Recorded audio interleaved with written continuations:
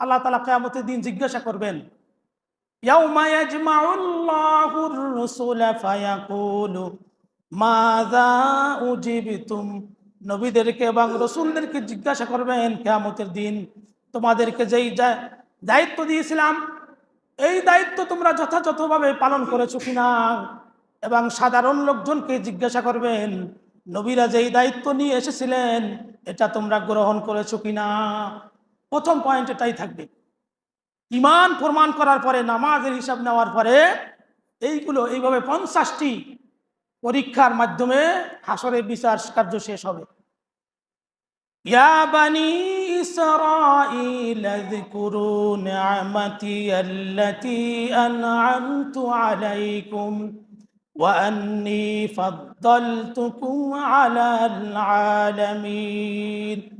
হে বনি ইসরাঈলের সন্তানেরা, উযকুরু, তোমরা স্মরণ করো, নি'মাতি আল্লাতী, আল্লাহ তাআলা তোমাদেরকে যেই নিয়ামত দিয়েছেন, অনুগ্রহ দান করেছেন, আলাইকুম, তোমাদেরকে দিয়েছেন, ওয়া আন্নী ফাদ্দালতুকুম আলাল আলামিন, এবং তোমাদেরকে আল্লাহ তাআলা সকলের উপর শ্রেষ্ঠত্ব দিয়েছেন।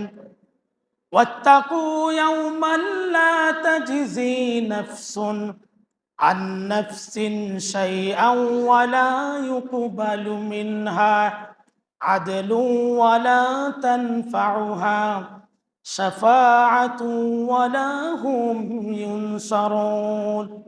ওয়াত্তাকু, তোমরা ভয় করো, ইয়াওমাল্লাহ তাজজি নাফসুন, ইয়াওমান, দিন, এমন একটি দিন আসবে যেই দিনে সকলকে উপস্থিত হতে হবে।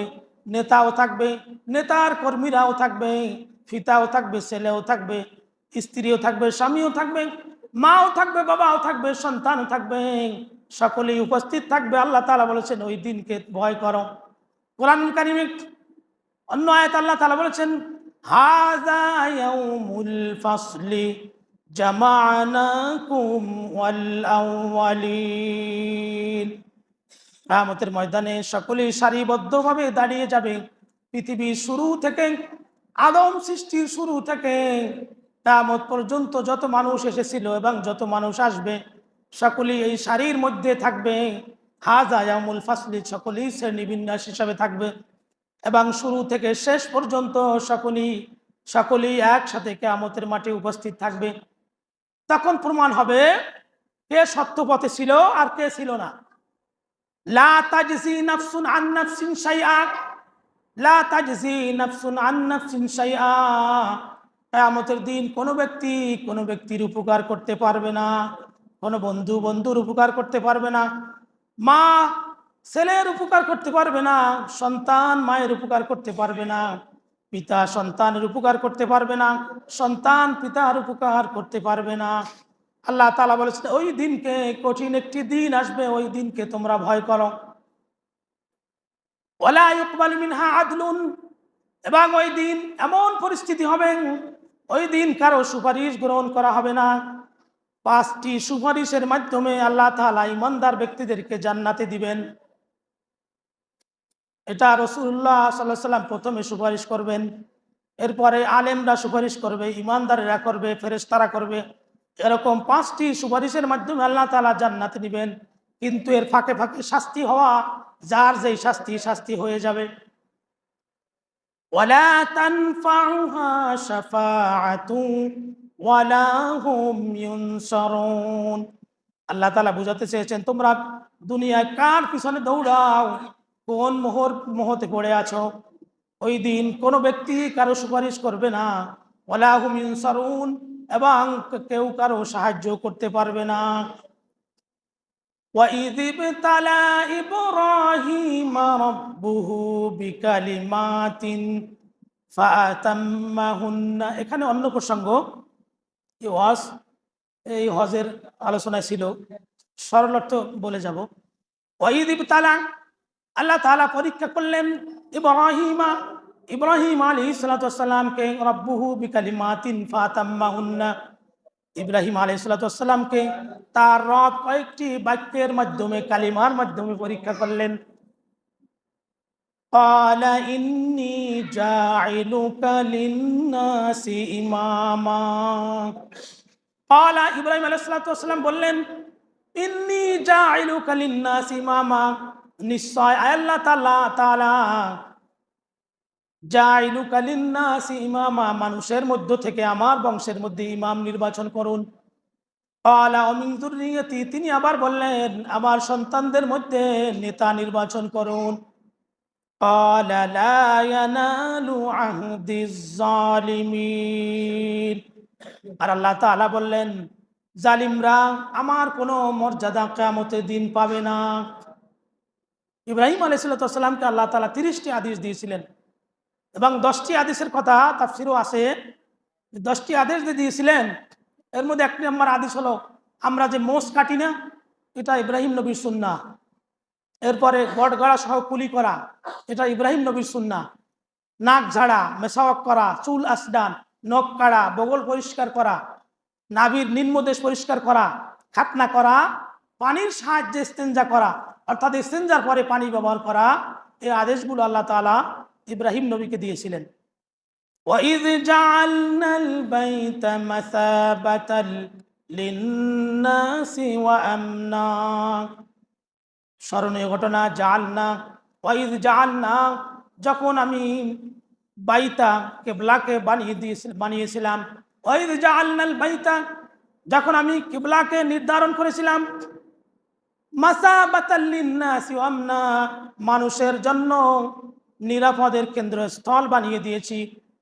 ওয়াত্তাখিযু মিন মাকামি ইব্রাহিম মুসাল্লা, ইব্রাহিম আলাইহিস সালাম এর দাঁড়ানো স্থানকে তোমরা নামাজের জায়গা বানাও, 2 রাকাত নামাজ আদায় করো, এটা ওয়াজিব হাজীদের জন্য।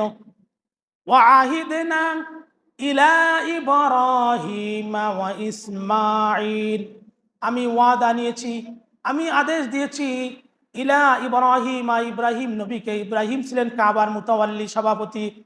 ও ইসমাঈল, এবং ইসমাঈলকে আদেশ দিয়েছি, তিনি ছিলেন সম্পাদক, সহসভাপতি অথবা সেক্রেটারি। আন তাহিরা বাইতিয়া লিত-তাইফিনা ওয়াল আকিফিনা ওয়ার রুকআইস সুজুদ। ও ইব্রাহিম, ও ইসমাঈল, আন তাহিরা বাইতিয়া লিত-তাইফিন, আমার ঘরকে পবিত্র রাখবে, লিত-তাইফিন, যারা তাওয়াফ করে তাদের জন্য, ওয়াল আকিফিনা, এবং যারা ইতিকাফ করে তাদের জন্য, আর রুকআইস সুজুদ, যারা রুকু করে তাদের জন্য, সুজুদ যারা সেজদা করে তাদের জন্য আমার ঘরকে পবিত্র রাখবে। এই ঘরকে পবিত্র রাখার নির্দেশ দিয়েছিলেন। وَإِذْ قَالَ إِبْرَاهِيمُ رَبِّ اجْعَلْ هَذَا بَلَدًا آمِنًا, স্মরণীয় ঘটনা, যখন ইব্রাহিম আলাইহিস সালাম তার রবের কাছে বললেন, প্রার্থনা করলেন, হাযা বালাদান আমিনা, এই শহরকে একটি নিরাপদ শহর বানান। দেখবেন কিয়ামত পর্যন্ত এখনো যারা হজ করতে যান, কিয়ামত পর্যন্ত তারা দেখবেন, যারা বেঁচে থাকবে, যে মক্কা শরীফ, এই বাইতুল্লাহর এরিয়া, যেই বেষ্টনী, এটাকে আল্লাহ তাআলা নিরাপদ বানিয়ে দিয়েছেন এবং এই শহরকে আল্লাহ তাআলা নিরাপদ শহর বানিয়েছেন। এটা ইব্রাহিম আলাইহিস সালামের দোয়ার ফসল।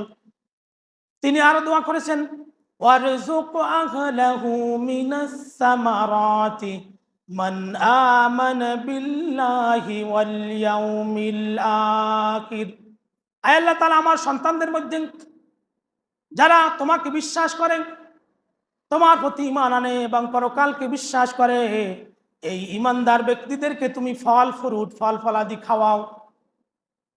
ইব্রাহিম নবী দোয়া করেছেন, যারা তোমার প্রতি ঈমান আনে, পরকালকে বিশ্বাস করে, এদেরকে তুমি ফল ফসল ভরে দাও। আল্লাহ তাআলা কি উত্তর দিলেন? এই জন্য দুনিয়ায় আল্লাহ কিন্তু সকলের জন্য রহমান। আমাদের বেশিরভাগই দেখা যায় লোকজন বলে, যারা শয়তান, যারা ভালো না, যারা খারাপ, উল্টা পথে চলে, তাদের অনেক সম্পদ, তারা খুব ভালো থাকে, এই কথাগুলো আমাদের ঈমানদারেরা বলে। এই কথা এখানে পাওয়া যায়। আল্লাহ তাআলা উত্তর দিলেন, ক্বালা ওয়া মান কাফারা ফাউমাত্তিউহু ক্বালিলান সুম্মা আদতারহু ইলা আযাবিন নার। ক্বালা, আল্লাহ তাআলা বললেন, ওমান কাফারা, যেই ব্যক্তি কাফের, যেই ব্যক্তি আল্লাহকে অস্বীকার করে, যেই ব্যক্তি বেনামাজি, যেই ব্যক্তি ইসলাম গ্রহণ করে না, যেই ব্যক্তি ইসলামের কোনো আইন কানুন মানে না, ফাউমাত্তিউহু, আমি তাকেও ফসল খাওয়াবো, তাকেও ফল দেবো, তাকেও নারিকেল খাওয়াবো, তাকেও ভালো ভালো ফলগুলো আমি দুনিয়ায় তাকে খাওয়াবো। কলিলা, তাকে দুনিয়ার সামান্য সময়ের জন্য আমি তাকে দিব। এই জন্য এটা মনে করিয়েন না দুনিয়ায় আল্লাহ তাআলার আইন কানুন না মেনেও খুব আরামে আছেন, এটা আল্লাহ দিবেন, আল্লাহ বলেছেন। এরপর আল্লাহ কি করবেন সেটা বলেছেন, সুম্মা আদতাররুহু ইলা আযাবিন নার, তাকে আল্লাহ তাআলা কিয়ামতের দিন জাহান্নামের দিকে নিয়ে যাবেন এবং তাকে কঠিন শাস্তি দেওয়া হবে। ওয়াবিসাল মাসির, এবং আল্লাহ বলতেছেন এই জাহান্নাম কতই নিকৃষ্ট। এজন্য আল্লাহর আইন কানুন না মেনে ইহুদি খ্রিস্টানরা এবং মুসলমানেরা যারা আল্লাহর আইন কানুন না মেনে দুনিয়ায় ভালো থাকতে চায়, তাদেরকে আল্লাহ ভালো থাকতে দিবেন। কোরআনে অন্য জায়গায় বলেছেন, মান কানা ইউরিদুল আজিলাতা আজ্জালনা লাহু ফিহা মা নাশা। আপনি দুনিয়ায় যদি আল্লাহর কাছে কিছু চান, যদি ভালো মতো চাইতে পারেন, আপনি ইমানদার হন বা না হন, আল্লাহর ইবাদত করেন বা নাই করেন, আল্লাহ তাআলা কিছু হলেও দুনিয়ায় আপনাকে দিবেন, কলিলান, সামান্য সময়ের জন্য। কিন্তু পরকালে কি রয়েছে, ইলা আযাবিন নার, জাহান্নামের শাস্তি। এবং এটা অত্যন্ত এত কঠিন শাস্তি, যেই শাস্তির কথা আল্লাহ নিজেই বলেছেন, অবিসাল মাসির, কতই নিকৃষ্ট সেই জায়গাটি।